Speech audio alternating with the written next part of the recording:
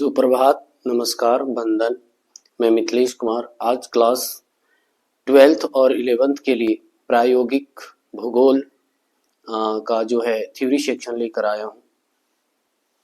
ये जो प्रोजेक्ट है बच्चों, एनसीईआरटी पर आधारित प्रोजेक्ट का जो है कार्यक्रम उत्कृष्ट परियोजना और परियोजना परीक्षा योजना जो है अंक पर जो है, देखिए कि यहाँ पर क्या है कि प्रायोगिक लिखित परीक्षा से कितना आपको मिलेगा, तो आपको मिलने वाला है 15 मार्क्स, ठीक है ना।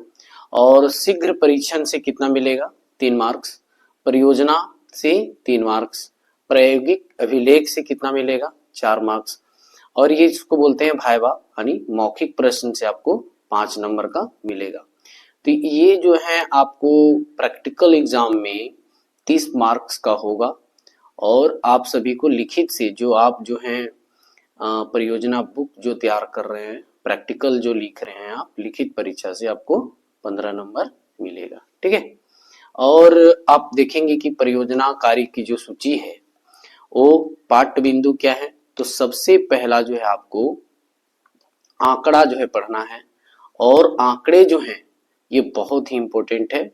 क्लास 11th के इकोनॉमिक्स में भी पढ़ना है और क्लास 12th के ज्योग्राफी में एज ए प्रैक्टिकल के रूप में इसको पढ़ना है।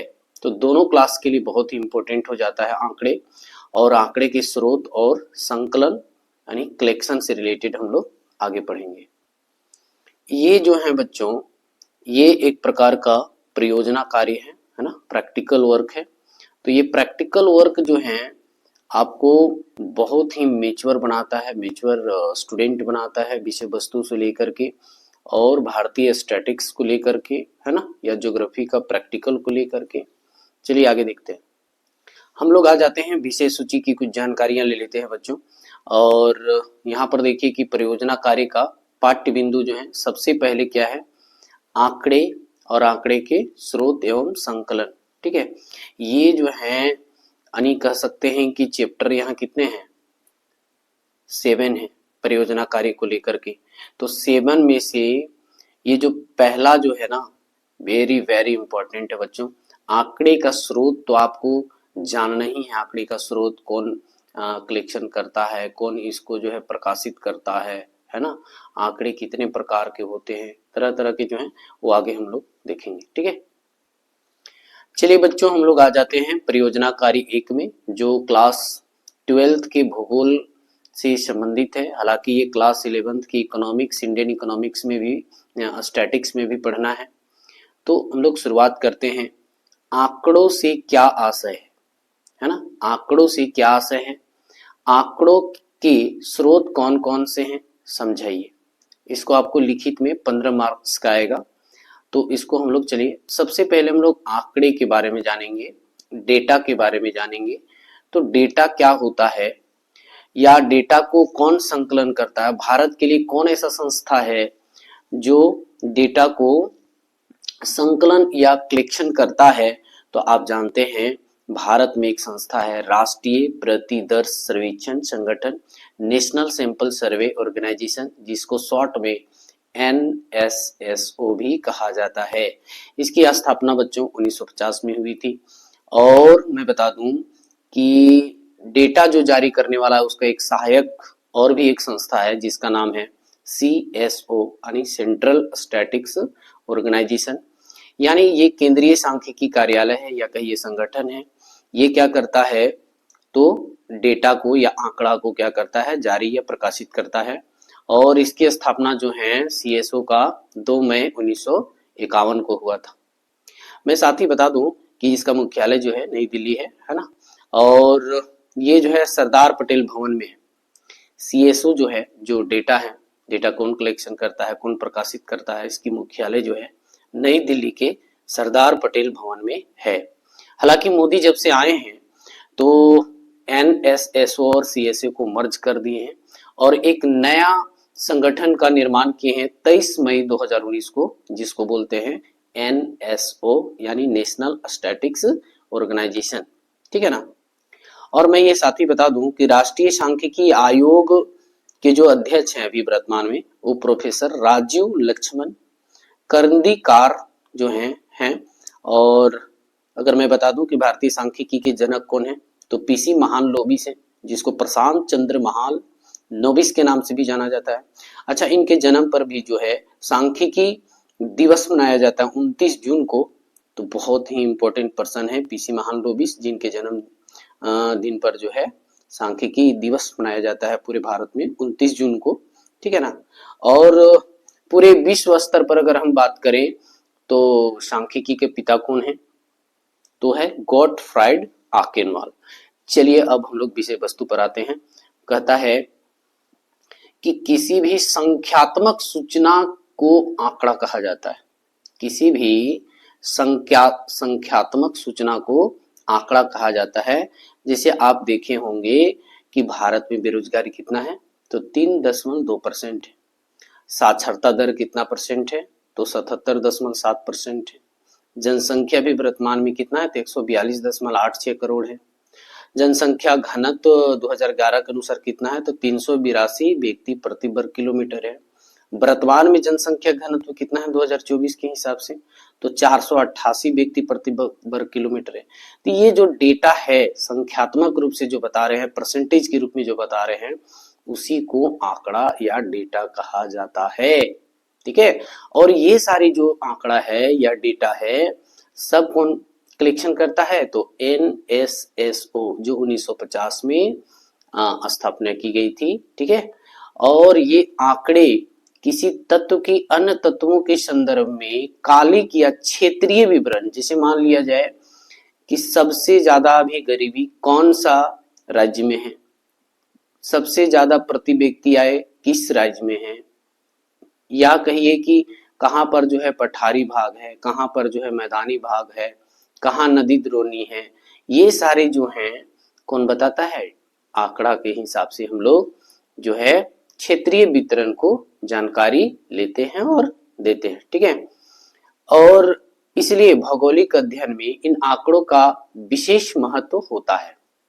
अगर ये आंकड़े के जरिए ही हम लोग जानते हैं कि उत्तर भारत में जो है पहाड़ी है, फिर जो है मध्य भारत को हम लोग बोलते हैं मैदानी भाग है, पश्चिम में बोलते हैं कि मरुस्थलीय भाग है ना, दक्कन का पठार है, पठारीय प्रायद्वीपीय क्षेत्र है या तटीय क्षेत्र है। हम लोग सब भूगोल के अध्ययन के या भौगोलिक अध्ययन जो है डेटा के हिसाब से ही करते हैं।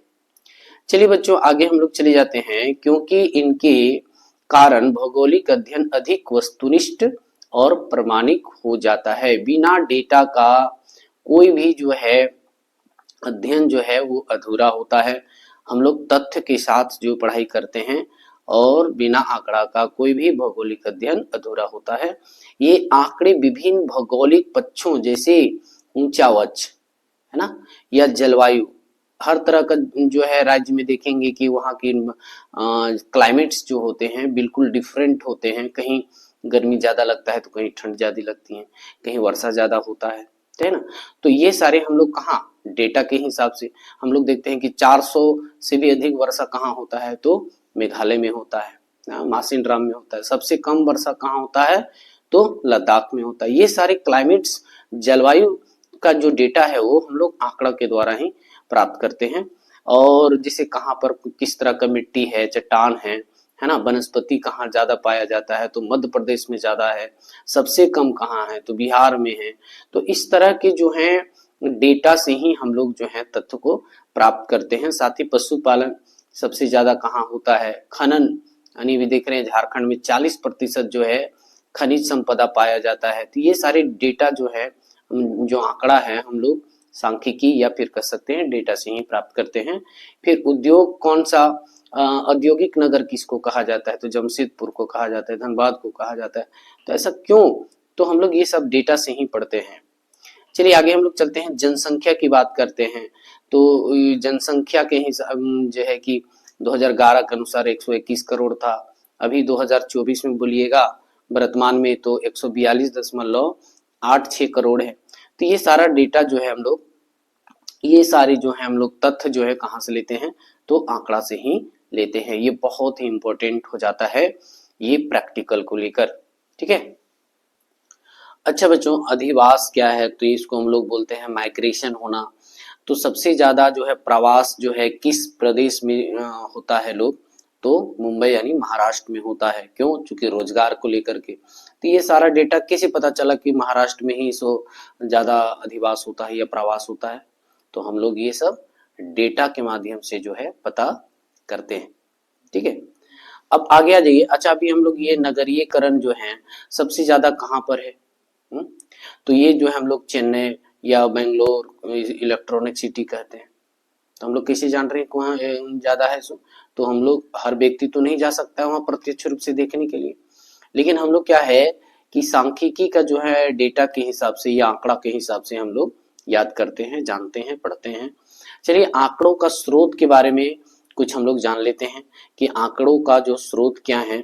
बड़े विभिन्न माध्यमों से एकत्र की गई सूचनाओं एवं आंकड़ों को निम्नलिखित दो वर्गों में रखा जा सकता है। पहला है प्राथमिक आंकड़े और दूसरा है द्वितीयक आंकड़े। ये तो हर एग्जाम में आपको पूछेगा कि प्राथमिक आंकड़े क्या है। ऑब्जेक्टिव में भी आपको 11th का एग्जाम में और 12th का भी एग्जाम प्रैक्टिकल में पूछता है। ठीक है, आगे हम लोग चलते हैं कि प्राथमिक आंकड़े क्या हैं।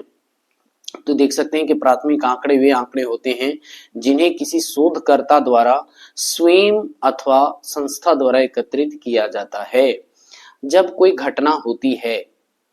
चलिए हम लोग एक टायर मोड़, एक जगह का नाम लेते हैं जहां मोड़ है, अक्सर वहां पर जो है घटना हुआ करता है।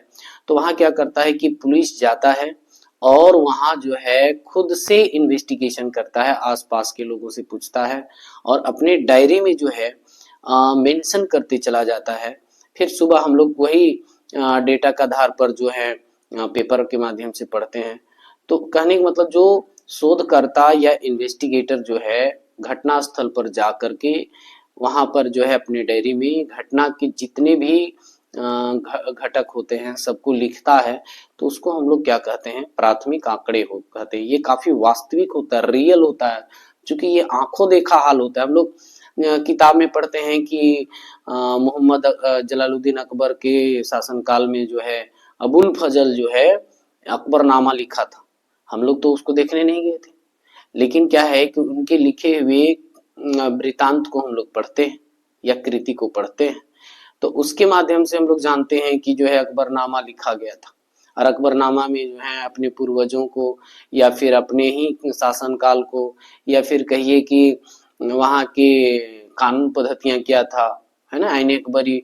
तो इस तरह जो है डेटा हम लोग पढ़ते, तो उसको क्या कहेंगे? सेकेंडरी डेटा कहेंगे। लेकिन यहाँ प्राथमिक यानी प्राइमरी डेटा की बात हो रही है। तो प्राथमिक आंकड़े वे आंकड़े होते हैं जिन्हें शोधकर्ता ने, इन्वेस्टिगेटर जो है या रिसर्चर जो है, वो खुद जो है घटना स्थल पर जाता है और अपनी डायरियों में मेंशन करता है। ठीक है, और इस तरह जो एकत्रित किया हुआ जो डेटा होता है उसको हम लोग प्राथमिक या प्राइमरी डेटा कहते हैं। चलिए आगे चलते हैं। बोला उन्हें स्वयं पूछकर या प्रश्नावली बनाकर एकत्रित किया जाता है। यानी जो क्या है कि आसपास के लोगों को प्रश्न पूछ करके जो है एकत्रित करता है कि घटना कैसे हुआ, किसकी गलतियां थी, है ना। तो इस तरह के जो सवाल होते हैं, प्रश्न होते हैं, आसपास के लोगों को पूछा जाता है। ठीक है, सामान्यतः इन्हें करने की निम्नलिखित विधियां हैं। बोल रहा है व्यक्तिगत प्रेक्षण, एक व्यक्ति को उठा लिया सैंपल के रूप में और उन व्यक्ति से क्या किया गया? एक प्रकार का साक्षात्कार लिया गया, प्रश्न पूछा गया, है ना, और उसके अनुरूप जो है अनुसूचियां और तैयार किया जाता है। ठीक है, आगे हम लोग चलेंगे द्वितीयक आंकड़े में। बोल रहा है कि ये वे आंकड़े होते हैं या ये वे आंकड़े हैं जिन्हें किसी प्रकाशित या अप्रकाशित स्रोत से प्राप्त किया जाता है। इन्हें क्षेत्र में जाकर एकत्रित नहीं किया जाता है, वरन पहले से प्राप्त आंकड़े, जिसे हम लोग क्या है कि ये किताब ही पढ़ रहे हैं हम लोग, तो ये किताब तो हम खुद नहीं लिखे हैं, ये कोई प्रकाशक द्वारा छपी हुई या फिर कहिए लेखक द्वारा लिखी गई हुई किताब है। तो कहीं ना कहीं जो है हम ये सेकेंडरी डेटा का ही इस्तेमाल कर रहे हैं, है ना। या हम लोग न्यूज देखते हैं, न्यूज पेपर पढ़ते हैं, किताबें पढ़ते हैं, नॉवेल्स पढ़ते हैं, तो ये सब क्या है? द्वितीयक आंकड़े हैं। ठीक है, हालांकि प्राथमिक आंकड़ा का ही सहारा है, यानी प्राथमिक आंकड़े को ही जो है प्रकाशित जब कर दी जाती है तो सेकेंडरी बन जाता है। ठीक है, पहले से प्राप्त आंकड़े। देखिए यहाँ पर बोल रहा है कि जो पहले से प्राप्त आंकड़े हैं, प्राथमिक आंकड़े से अपनी आवश्यकता के आंकड़ों को एकत्रित किया जाता है और इन्हें द्वितीयक आंकड़े कहते हैं। ठीक है, जैसे हम लोग क्या करते हैं, किताब पढ़े और अपना नोट्स बना लिए, तो नोट्स क्या है, सेकेंडरी डेटा है। ठीक है, अब आगे आ जाइए, नोट्स जो हम लोग तैयार करते हैं वो क्या करते हैं, सेकेंडरी डेटा से ही कलेक्शन अपना करते हैं। अब आगे कहता है कि प्रकाशित स्रोत क्या है, जो है आप जो प्रकाशित करते हैं, जैसे सरकारी प्रकाशन, जैसे सरकार क्या है कि सरकार का पास डेटा है कि भारत में बेरोजगारी कितना % है, साक्षरता दर कितना है, जनसंख्या कितना है, जनसंख्या घनत्व कितना है ना, 2011 के अनुसार कितना है। तो ये सरकारी प्रकाशन जो है निकालता है। ठीक है, ये स्रोत है डेटा का। फिर बोल रहा है कि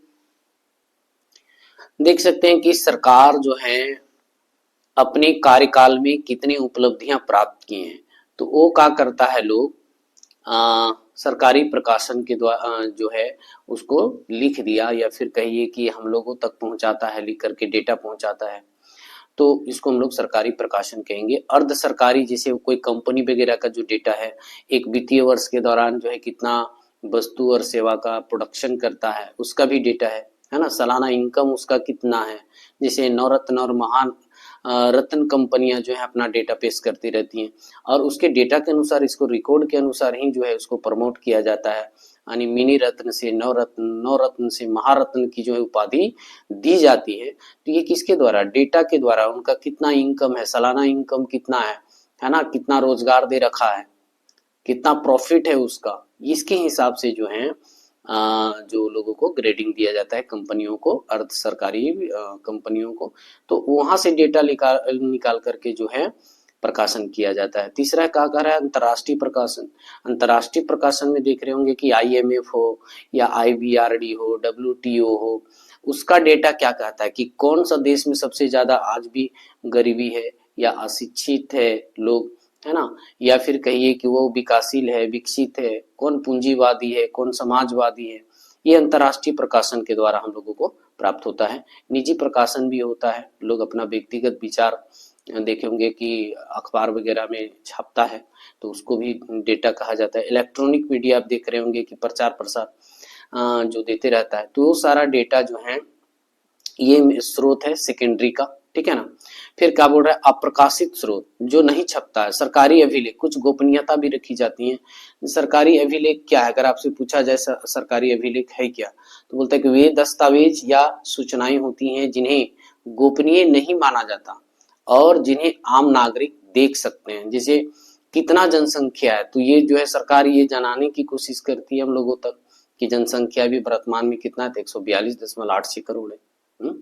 तो ये जो है इसको बोलते हैं हम लोग सरकारी अभिलेख।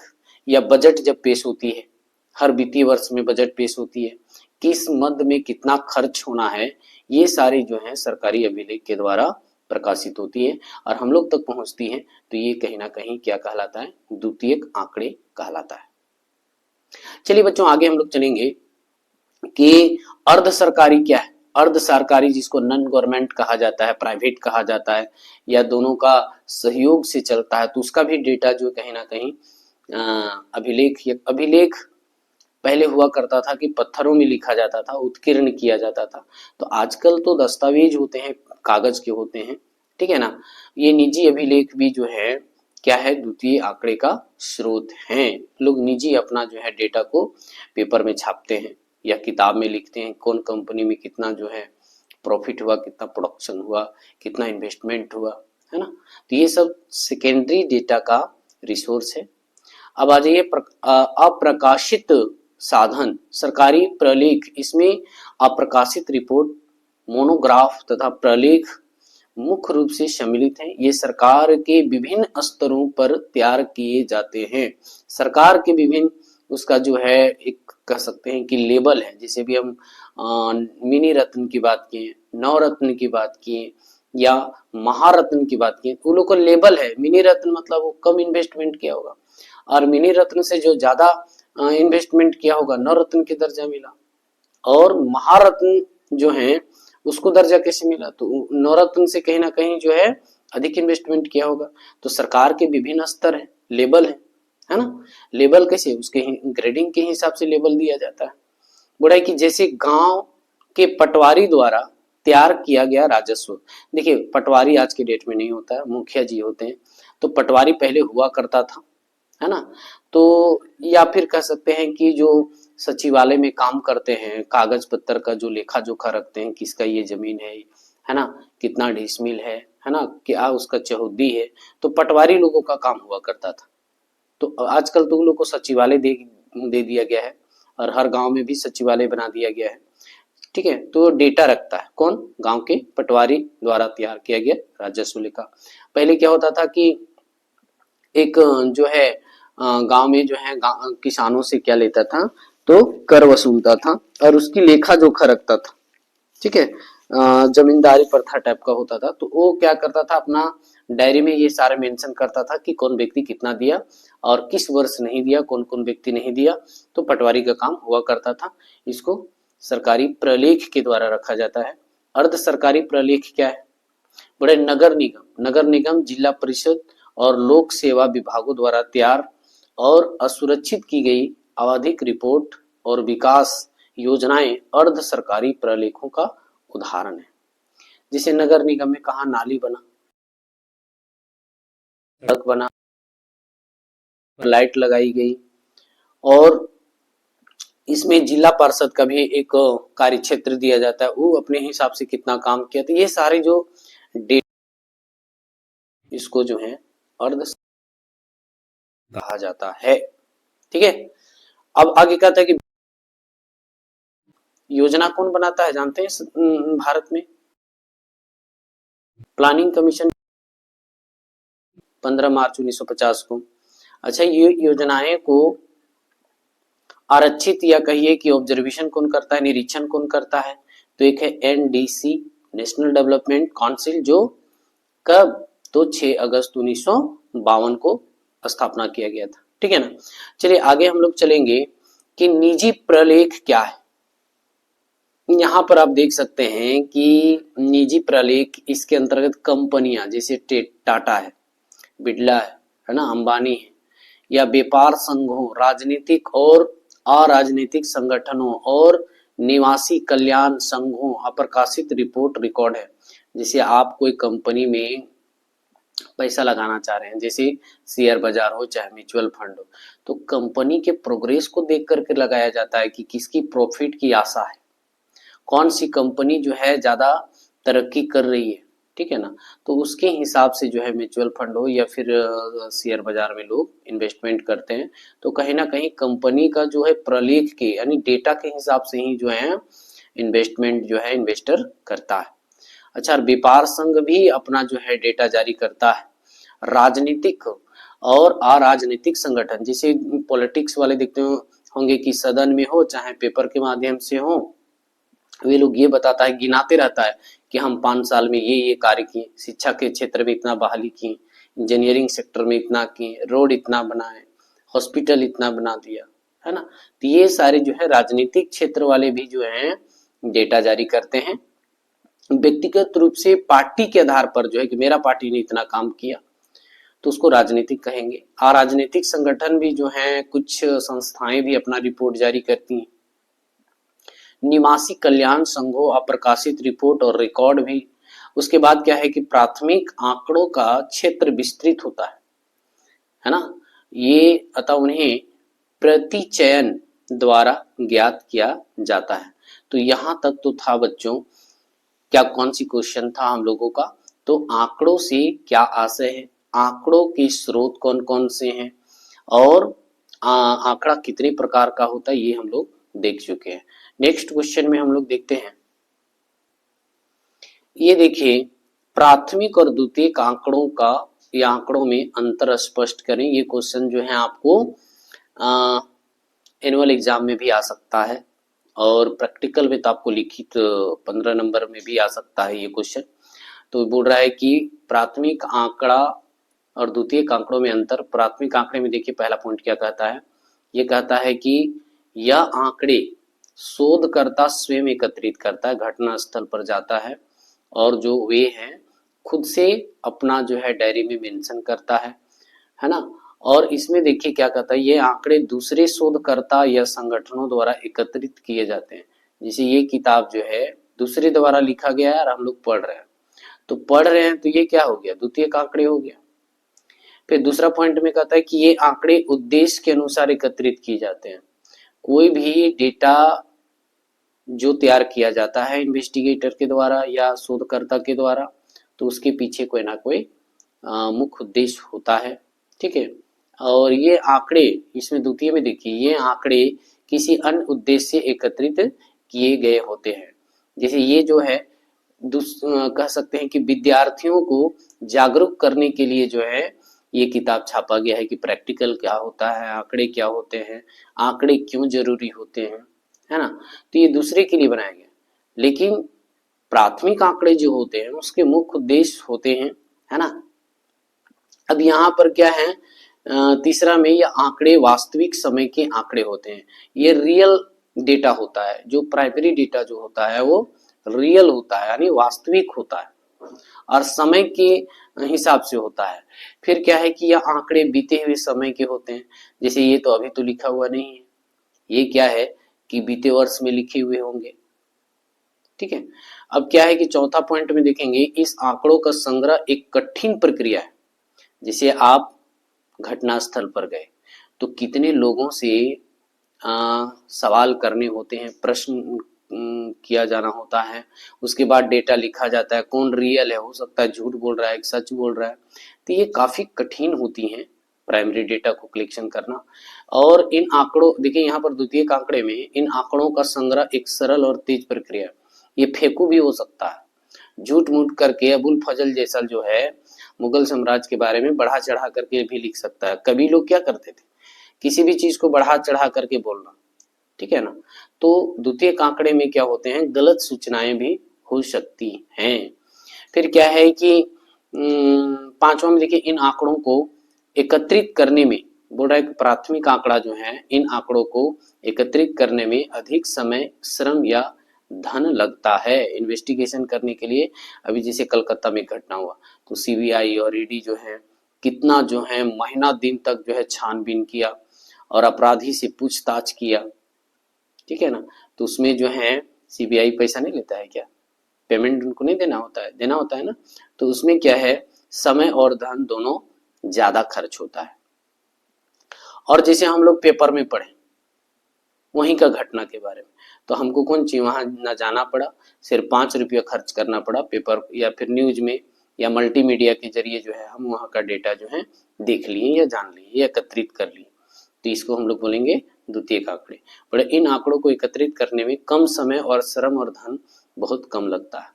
6 पॉइंट में हम लोग देखते हैं, बोलता है कि प्राथमिक आंकड़े कच्चे रूप में उपलब्ध होते हैं, यानी इसको रो डेटा कहा जाता है, ठीक है ना।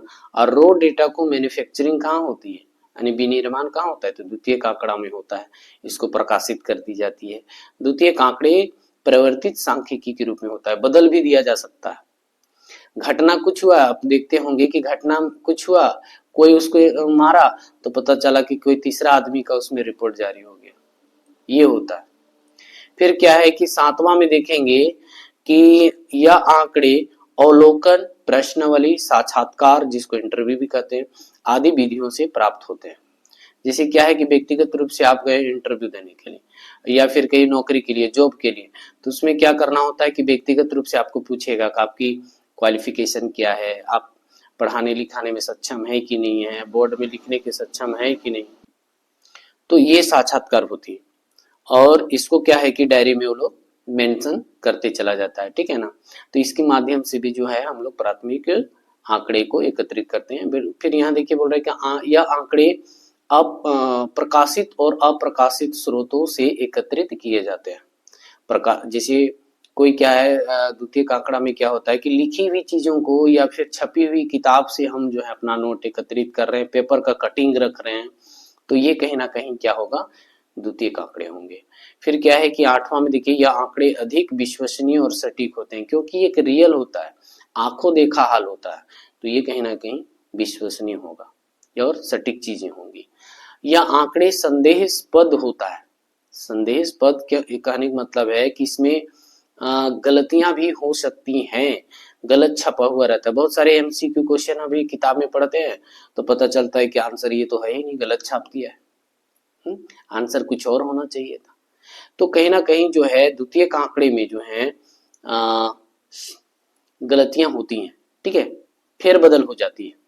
अब 8वां में देखते हैं, बोला ये आंकड़े अधिक विश्वसनीय और सटीक हो गया। 9 में देखते हैं कि इन आंकड़ों को एकत्रित करने में शोधकर्ता को प्रशिक्षण की आवश्यकता होती है। ऐसी इन्वेस्टिगेशन नहीं होती है, सीबीआई ऐसे नहीं बन जाता है, काफी प्रशिक्षित और काफी जो है पोटेंशियल होता है उनके अंदर, है ना, बहुत विद्वान व्यक्ति होते हैं, अनुभवी होते हैं, वे सारे जो हैं प्राथमिक आंकड़ों का जो है डेटा को संकलन करते हैं। फिर द्वितीयक में देखेंगे कि इन आंकड़ों को एकत्रित करने में शोधकर्ता को प्रशिक्षण की आवश्यकता नहीं होती है। जैसे कोई व्यक्ति क्या है पेपर पढ़ रहा है तो उसको कोई थोड़ी जरूरी है कि एकदम एमफिल करके आए या पीएचडी करके आए तभी वो पेपर पढ़ेगा। लेकिन शोधकर्ता क्या होता है, रिसर्च कौन करता है, हाई क्वालिफाई वाले व्यक्ति करते हैं और वो लिखते हैं, और इसमें वैसा कोई बात नहीं है, द्वितीयक आंकड़े में वैसा कोई बात नहीं है। ये जो है एकत्रित किए हुए सिर्फ अवलोकन करते हैं, क्या करते हैं, पढ़ते हैं, रीडिंग करते हैं, है ना, समझते हैं, लेकिन ये डेटा कलेक्शन नहीं करते हैं, ठीक है। और एक नेक्स्ट क्वेश्चन हम लोग देख लेते हैं। चलिए बच्चों, हम लोग प्राथमिक और द्वितीयक आंकड़ों के गुण दोष को स्पष्ट कर लेते हैं कि इनका क्या दोष है कि गुण है, ठीक है। यहाँ पर क्या है आंसर में कि आंकड़ों का संग्रह सांख्यिकी विश्लेषण, सांख्यिकी का जनक कौन है, पीछे मैंने बताया है कि सांख्यिकी का जनक गॉटफ्राइड आकेनवाल को माना जाता है पूरा विश्व स्तर पर, और भारत स्तर पर जो है प्रशांत चंद्र महालनोबिस को माना जाता है। इनके जन्म दिवस 29 जून को ही सांख्यिकी दिवस भारत में मनाया जाता है, तो इतना सा याद रखना है। अब सांख्यिकी विश्लेषण क्या है, यानी एनालिसिस क्या है, तो इसका मतलब है कि किसी भी आंकड़ा या डेटा के बारे में विस्तार लिखना, बताना एक बहुत ही महत्वपूर्ण भूमिका निभाता है। ये जैसे हम लोग सरकार क्या करती है, सरकार क्या करती है कि जैसे बेरोजगारी कितना परसेंट, गरीबी कितना परसेंट है ना, यानी आज भी हमारे भारत में लिटरेसी रेट कह सकते हैं, साक्षरता दर जो है बहुत कम है, तो सरकार की जिम्मेवारी है ना कि अपने नेशनल इनकम का कितना परसेंट जो है वो शिक्षा पर खर्च कर रहा है। अभी जानते हैं वर्तमान में 6% जो है सरकार जो है शिक्षा के प्रति जो है न्यू एजुकेशन पॉलिसी 2020 के हिसाब से जो है खर्च कर रही है। तो कहीं ना कहीं लिटरेसी रेट को बढ़ाने के लिए इस तरह का किया जा रहा है, ठीक है ना। अब यहाँ पर देखिए कि आंकड़ों को एकत्र करने के लिए प्रयोग किए जाने वाले विभिन्न विधियां, यानी आंकड़े को ऐसे नहीं संकलित किया जाता है, उसकी अनेक विधियां भी हैं, है ना, जिन्हें प्राथमिक स्रोत और द्वितीयक स्रोत में रखा जाता है। हम लोग तो पीछे पढ़ के भी आ रहे हैं कि प्राथमिक डेटा जब कोई शोधकर्ता या रिसर्चर या इन्वेस्टिगेटर घटना स्थल पर जाता है स्वयं लिखता है, और द्वितीयक डेटा में हम लोग किताब के माध्यम से, न्यूज के माध्यम से, पेपर के माध्यम से, अखबार के माध्यम से या किसी मनुस्मृति के माध्यम से सुनते हैं, तो उसको द्वितीयक स्रोत में रखा जाता है। इन दोनों विधियों से प्राप्त आंकड़ों में कुछ गुण दोष भी पाए जाते हैं, उसको देख लेते हैं। देखिए प्राथमिक आंकड़े क्या हुआ, आंकड़े होते हैं जो जांचकर्ता यानी कह सकते हैं कि शोधकर्ता या इन्वेस्टिगेटर पहली बार एकत्रित करता है, घटना स्थल पर जाकर स्वयं करता है, तो उसको हम लोग प्राथमिक आंकड़े कहेंगे, ठीक है। इनके गुण क्या है, बोले इनसे व्यक्तिगत जानकारी भी प्राप्त की जा सकती है। जैसे कहीं हम लोग इन्वेस्टिगेशन के लिए गए तो आस पड़ोस के लोग को हम लोग क्या करते हैं, प्रश्न करते हैं, वही प्रश्न करते हैं जो घटना से रिलेटेड हो, तो और फिर क्या होता है कि उनकी जानकारी हमको मिल जाता है। फिर पूछ लेते हैं कि आप कौन हैं, है ना, आप कहाँ से हैं, कितना पढ़े लिखे हैं, तो उनका व्यक्तिगत जानकारी भी हमें मिल जाती है।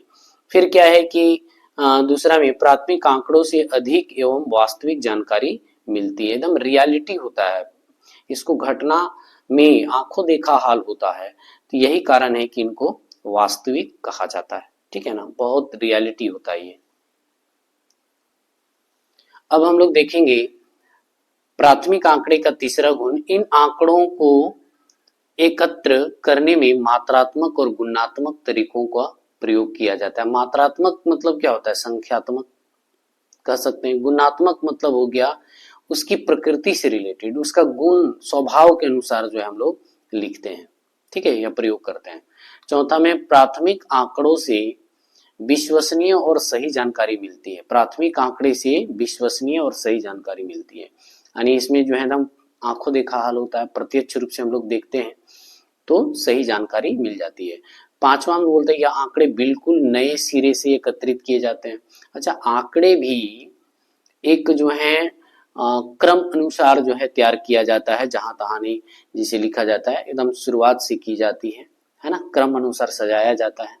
अच्छा, इसका दोष क्या है, इस विधि से आंकड़े एकत्रित करने में बहुत अधिक लागत लगती है, क्योंकि लोगों को भेजना होता है घटना स्थल पर और उसके लिए बहुत सारी सामग्रियों की जरूरत भी पड़ती है, लोगों का सहयोग की भी जरूरत पड़ती है, तो वहां पर खर्च जो है अधिक हो जाती है। बोलता है कि दूसरा में कि कभी कभी प्राथमिक आंकड़े जांचकर्ता या उत्तरदाता को पूर्वाग्रहों से प्रभावित हो सकते हैं। जैसे मान लिया जाए कि पूछते पूछते उस क्या हो गया कि वो रोने लगा या भावनाओं में बहक गया, तो क्या हो सकता है कि इन्वेस्टिगेटर जो होता है, जांचकर्ता जो होता है, प्रभावित हो जाता है और बोले अच्छा छोड़ो तुम जाओ, है ना, तुमसे नहीं पूछना, या फिर डेटा को कलेक्शन भी नहीं करता है। फिर कहता है कि ये इसका जो है अवगुण है, ठीक है, ये दोष है। क्या कि जिससे जांचकर्ता या इन्वेस्टिगेटर पूछ रहा हो और वो काफी जो है भावनाओं में बह गया, नहीं रोने लगा, है ना, और यह छटपटाने लगा, तो क्या बोलता है इन्वेस्टिगेटर, अच्छा जाइए जाइए आपसे नहीं पूछेंगे, ठीक है ना, तो ये उसका दोष है।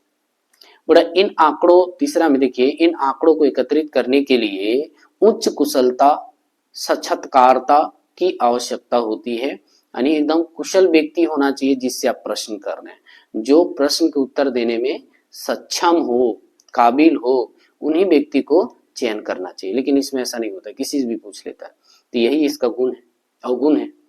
इन आंकड़ों को एकत्र करने में कठिनाई के साथ साथ अधिक समय भी लग जाता है। सही चीज को पता लगाने के लिए भी नहीं देख रहे, कलकत्ता कहीं एग्जाम्पल में दे रहा हूं ना, कि वहां जो है उस बच्ची के साथ जो है कौन घटना किया, है ना, इसको जानकारी लेने के लिए सीबीआई और ईडी जो है महीनों दिन लगा दिया, लेकिन आज भी पता नहीं लगा पाया कि इस घटना के पीछे किस व्यक्ति का हाथ था।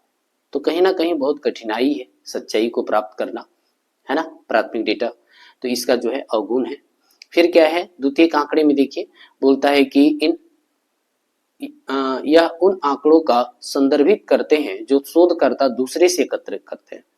जैसे आप देखे होंगे विजयनगर की कहानी, थोड़ा सा बताते हैं हिस्ट्री से, कि वहां पर क्या हुआ था कि कर्नल कॉलिन मैकेंजी जो है गया और हम्पी और विरूपाक्ष या विट्ठल के पुजारियों से, पुरोहितों से पूछा और विजयनगर का आकृति प्रदान कर दिया, यानी वहां के मंदिरों का, वहां के भव्य गोपुरम का चित्र बना दिया, ठीक है ना।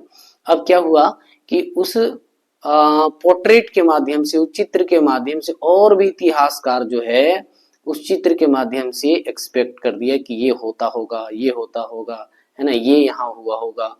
तो ये सारे क्या है, द्वितीयक आंकड़े के अंतर्गत आएंगे। कोई लिखा और उसी के लिखा हुआ चीज को और भी बढ़ा चढ़ा करके जो है लिख डाला, तो उसको हम लोग क्या बोलेंगे, द्वितीयक आंकड़े बोलेंगे, ठीक है। अब यहाँ पर देखिए इसका गुण क्या है, बोल रहा है यह प्रयासों और खर्चों को बचाते हैं। बहुत कम खर्च में जो है द्वितीयक आंकड़े से हम अभी जैसे किताबें पढ़ रहे हैं तो बड़ी आसानी से क्या है आंसर मिल जा रहा है हमें, है ना। और यही चीज हम लोग घटना स्थल पर जाते हैं कि भाई कहाँ हड़प्पा सभ्यता है, कहाँ मेसोपोटामिया की सभ्यता है, जगह जगह हम लोग घूमते चलते हैं, लेकिन हम लोग किताब के माध्यम से आसानी से प्राप्त कर लेते हैं। या फिर कहिए कि भारत के मानचित्र पर भी हम लोग लोकेट कर लेते हैं कि भाई ये हड़प्पा जो है रावी नदी के तट पर विकास हुआ है, या सिंधु मोहनजोदाड़ो जो है सिंधु नदी पर है, सिंधु नदी कहाँ से निकला, ये तो हम लोग क्या है कि भारत के मानचित्र या विश्व के मानचित्र से पता कर लेते हैं। तो ये द्वितीयक आंकड़े हैं, तो बड़ा आसानी से और कम खर्च में क्या हो जाता है, मेरा डेटा एकत्रित हो जाता है। दूसरा क्या है कि द्वितीयक आंकड़ों को संग्रह में कम परेशानी होती है, यहाँ ज्यादा व्यक्ति की जरूरत नहीं होती है। बड़ा इन आंकड़ों को एकत्रित करने में कम समय लगता है, बहुत कम समय में भी आप बता सकते हैं कि पेपर में पढ़ करके कि आज देखो कहाँ का घटना हुआ, क्या क्या हुआ। लेकिन आप अगर वहां जाते घटना स्थल पर और खुद जो है फिर लिखते तो प्राथमिक हो जाता। चौथा में बड़ा ये आंकड़े विश्लेषण समय बचाते हैं, बहुत कम समय में आपको आंसर मिल जाता है और उसके बारे में आप कुछ लिख देते हैं तो समय की बचत करती है।